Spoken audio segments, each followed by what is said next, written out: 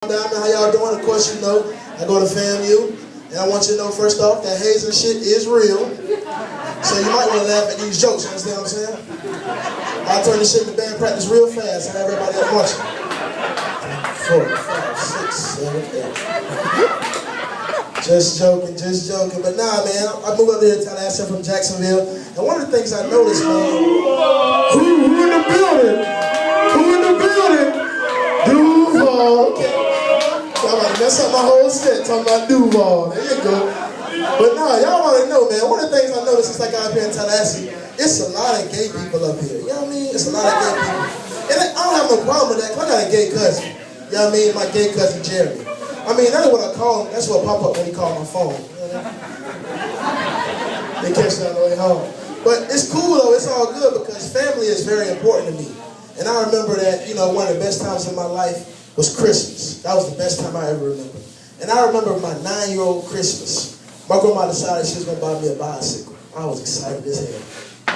My grandma bought me a bicycle, man, and she decided she was going to help me ride that bicycle. I didn't know that nobody taught my grandma how to ride a bike. You know what I mean?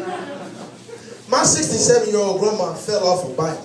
And that's not the funny part. The funny part is, this is the same lady that's in the kitchen. She made them sweet potato pies.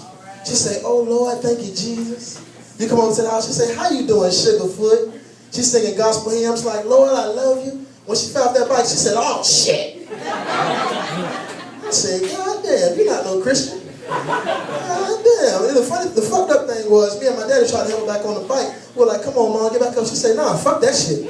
I ain't getting back on that." I said, "Yeah, Grandma, you a gangster." Gangster grandma. I mean, that ain't what I call her. That's what pop up when she called my phone. You know what I mean? But no, let me tell you a little bit about my life, man. I'm actually the son of a pastor, believe it or not. My dad's a pastor and I'm a comedian, so you see where he fucked up at. You know, no, I'm serious. I'm a comedian, he's a pastor. And I remember growing up, you know, a lot of y'all probably heard about it. I grew up, my dad's a pastor, I grew up in a black church. And you know, black churches, they go on forever and ever and ever and ever. And so growing up as a kid, I used to have to sing in the choir. And I had one of those moms who was just like real mean, you know, like real mean. And so as a kid in the choir in a black church, you know, they go on to 2, 3 in the evening, I fell asleep in the choir stand. You know what I'm saying? I fell asleep in the choir stand. I woke up, and I'll never forget this. To this day, I remember this. The first person I saw when I opened my eyes was my mom. And all I can remember saying is, "We in church. We in church, y'all." Let me tell you something, man. My mom is probably the only parent that can do this like this. She'll be in church, I mean, praising the Lord in full praise. Full praise. She'll be like, "How great is our God." Sit your ass down. Sing me, how great is our God. I'll fuck you up in this church.